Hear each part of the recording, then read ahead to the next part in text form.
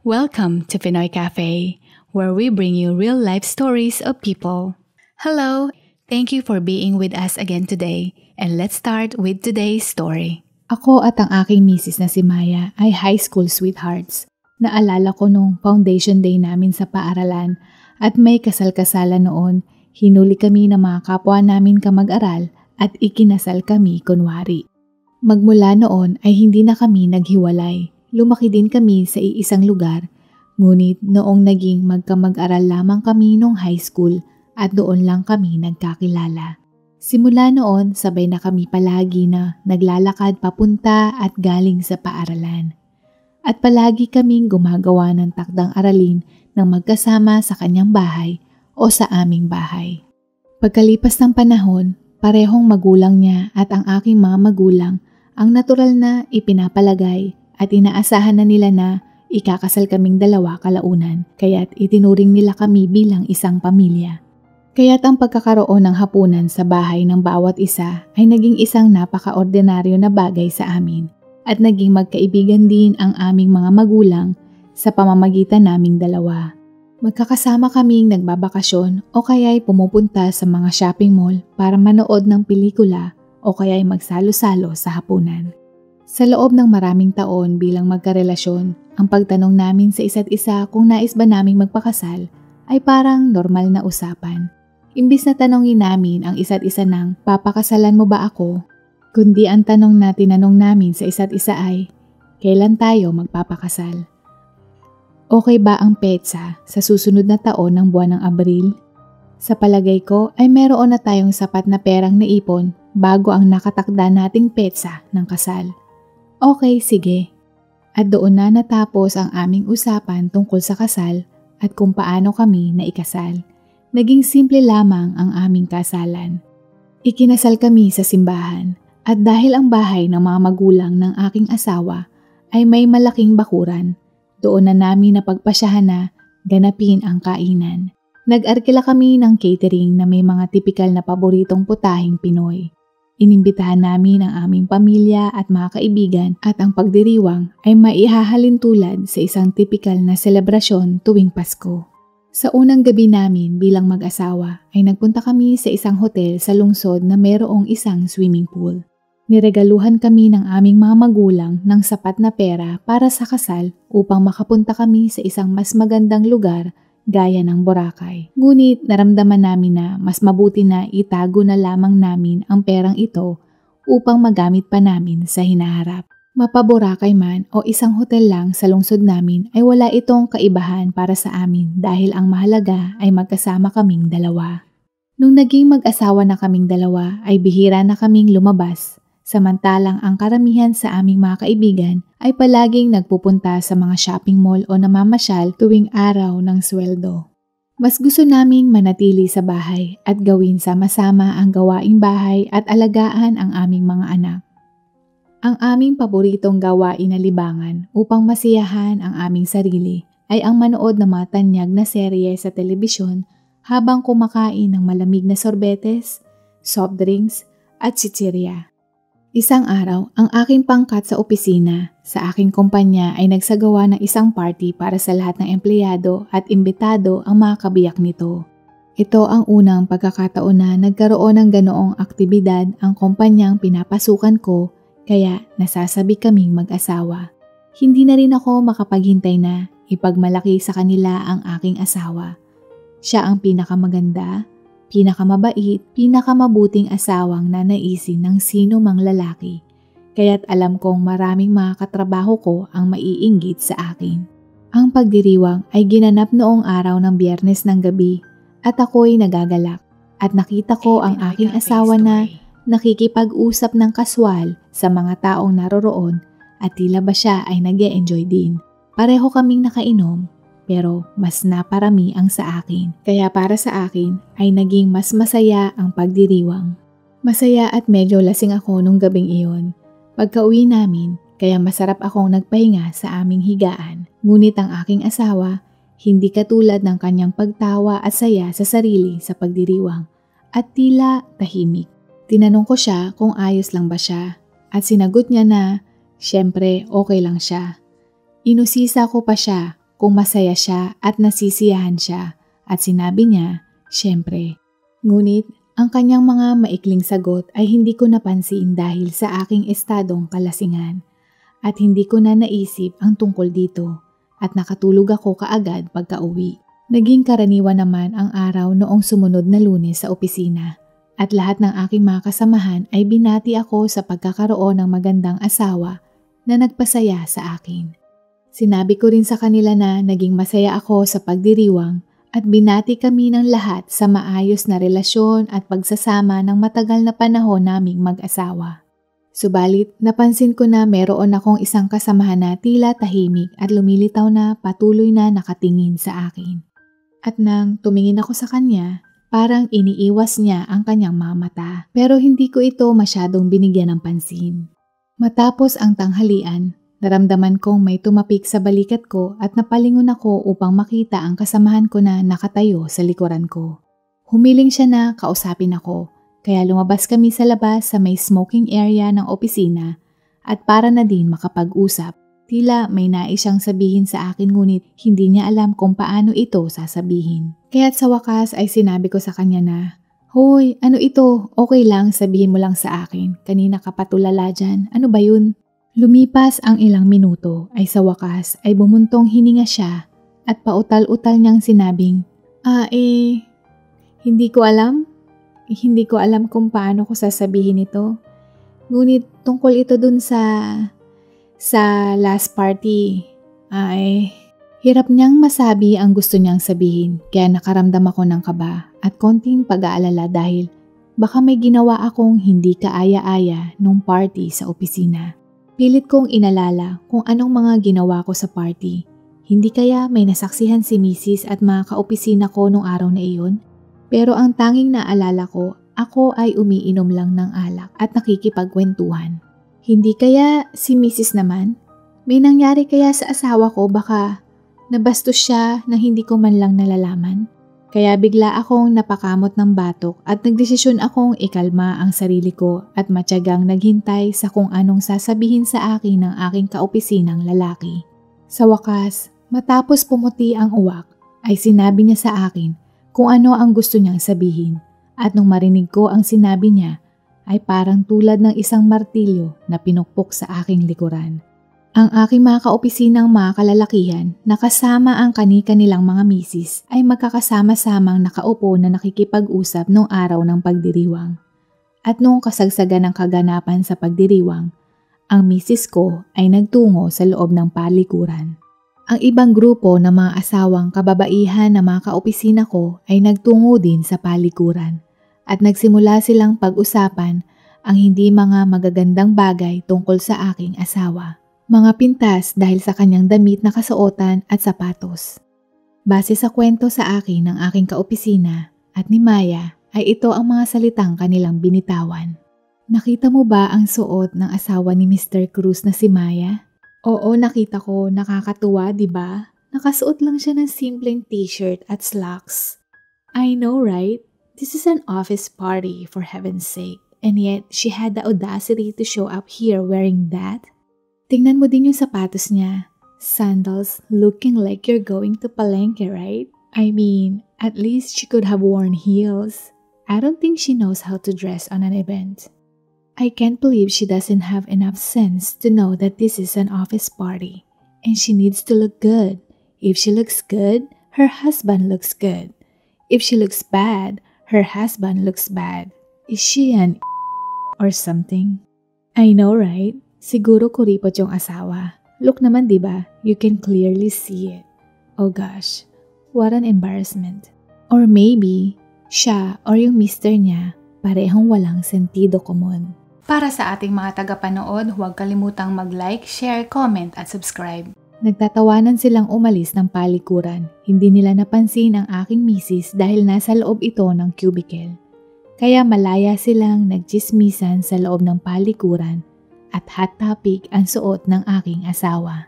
Ngunit nang bumalik sila sa kanilang mesa, nakita ng isa sa mga misis ng aking kaopisina na ang aking misis na si Maya na lumabas galing sa palikuran. Kaya't alam niyang sigurado na narinig ng aking asawa ang lahat ng kanilang sinabi. Labi siyang nagulat at napahiya at hindi alam ang gagawin. Kaya kumilos lang siya na parang hindi niya nakita ang aking asawa na lumabas sa CR at sinubukang kumilos ng normal buong gabi. Ngunit sa buong katapusan ng linggo, ang kanyang asawa ay nabalisa at nagsisisi sa sinabi niya at ng iba pang mga babae. Kaya't sa wakas ay sinabi daw ito sa kanya ng kanyang misis at nagalit siya dito. Naramdaman niyang kailangan niyang sabihin sa akin upang kahit papaano alam ko kung ano ang maaaring iniisip o pinagdaraanan ng aking asawa.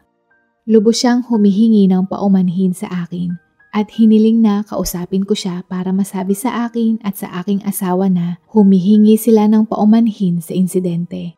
Dagdag pa niya na naghihintay lang din ang kanyang misis ng pagkakataon upang personal na humingi ng paumanhin sa aking asawa na si Maya. Nagpasalamat ako sa kanya sa pagsabi sa akin at buong araw ay hindi ako nakapagtrabaho dahil iniisip ko ang aking asawa. Hindi ko alam kung ano ang sasabihin ko sa aking asawa at kung paano ito sasabihin sa kanya. Napagtanto ko lamang doon na hindi ko siya binigyan ng anumang mamahaling regalo. Nanlumo ako dahil hindi ko man lang napansin na hindi ko nabigyan ng halaga at hindi man lang inalagaan ang aking misis. Ni minsan, hindi rin naman siya humingi at binibili lang niya yung kailangan niyang gagamitin. At ni minsan, hindi rin siya nagdemand ng magagandang kagamitan. Ako ang may kasalanan kung bakit naging tampulan ng tsismis si Maya. Hindi ko alam kung ano ang makeup ang ginagamit niya. Hindi ko alam kung saan siya nagpapaayos ng buhok. Habang naiisip ko ito ay naalala ko nga na ang kanyang buhok ay palaging maikli at walang ayos. Nagbalik tanaw ako kung paano ang buhok ng lahat ng mga kababaihan sa party na iyon ay nakaayos na tila nagpunta pa sila ng salon. Ngunit ang aking asawa ay simpleng nakatali lamang. Pakiramdam ko ay napakasama kong mister. Ang aking misis ay isang magandang babae, mabait na babae at syempre dapat alam ko na gusto din niya ng mamahaling damit at nais niyang magmukhang maganda.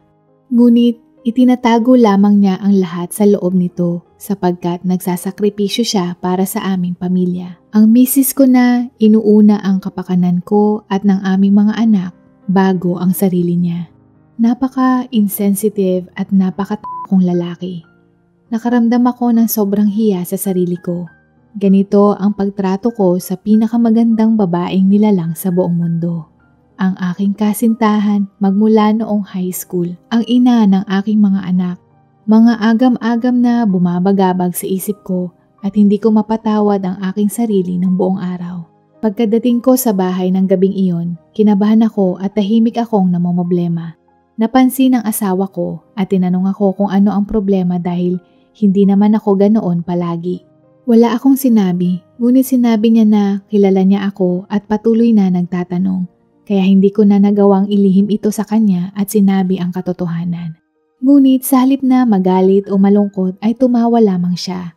Sinabi niyang oo, narinig niya ang mga sinabi ng mga kababaihan sa CR pero hindi naman daw siya naapektuhan.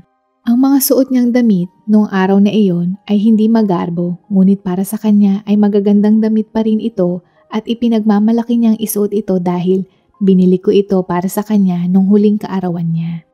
At sinabi niya na alam niya na hindi kami kuripot, ngunit nag-iipon ng pera sa pamamagitan ng hindi pag-aaksaya ng pera na hindi kinakailangan alang-alang sa aming pamilya at mga anak. Kaya't okay lang sa kanya at hindi siya naapektuhan sa mga negatibong salita ng mga grupo ng kababaihan.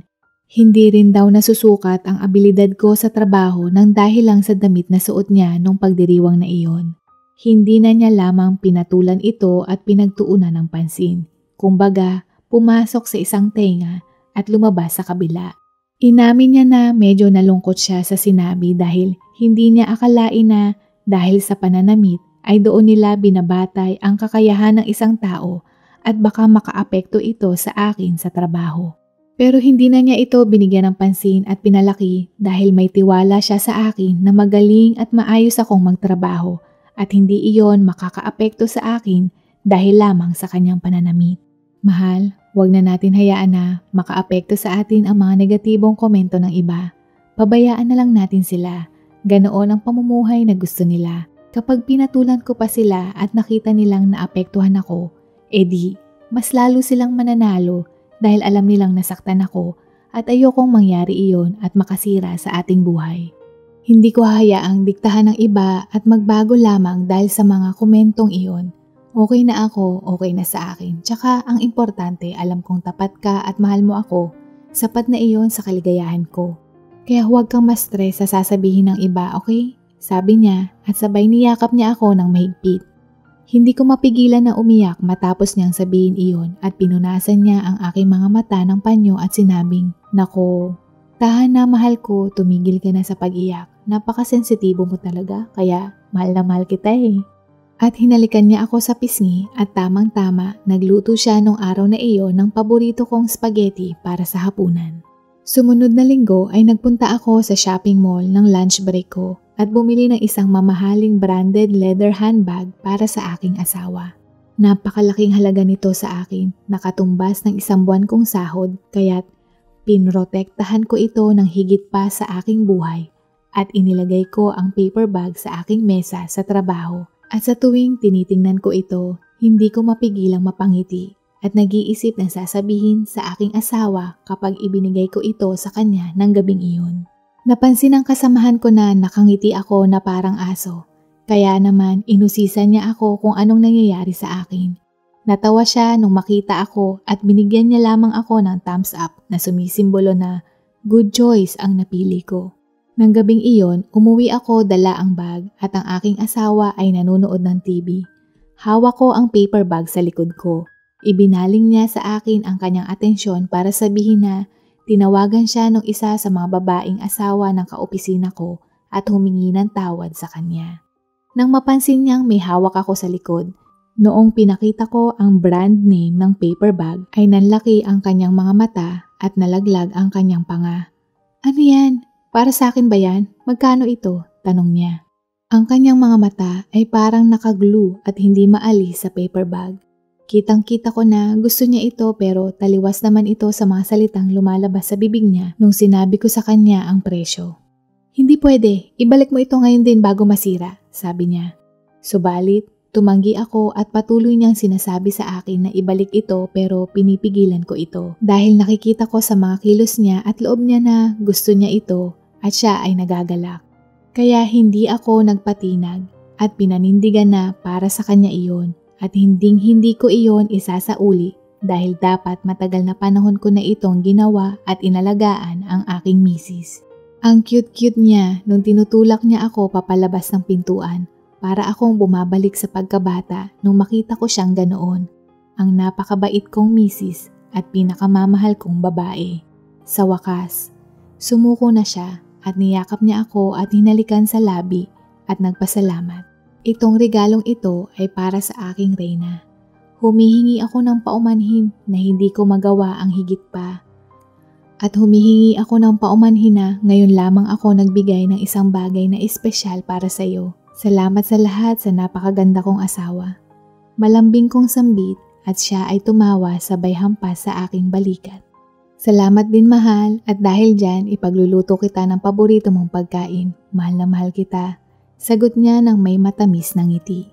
At kahit na mabilis niyang nilayo ang kanyang ulo upang pumunta sa kusina, hindi ito sapat na mabilis dahil nakita kong may luha sa kanyang mga mata. Nakalimutan kong bigyan ng pansin ang mga sakripisyong ginawa ng aking misis. Binigyan niya ako ng mainit, komportable at masayang tahanan at bilang kabiyak ay hindi ko dapat kailanman baliwalain ito at dapat ko itong pahalagahan. Salamat talaga at pumayag kang maging asawa ko. Magmula ngayon, pag-iigihan ko pang mas maging mabuting mister ako sa'yo. Sigaw ko sa loob ng aking ulo at nakita ko siyang naglalakad na may kasamang mahinang pagtalon sa sobrang tuwa papunta sa kusina upang magsimula ng magluto. That concludes today's story. I hope you enjoyed it and please come back for the next one. Please don't forget to like and subscribe and have a great day. See you next time. Bye!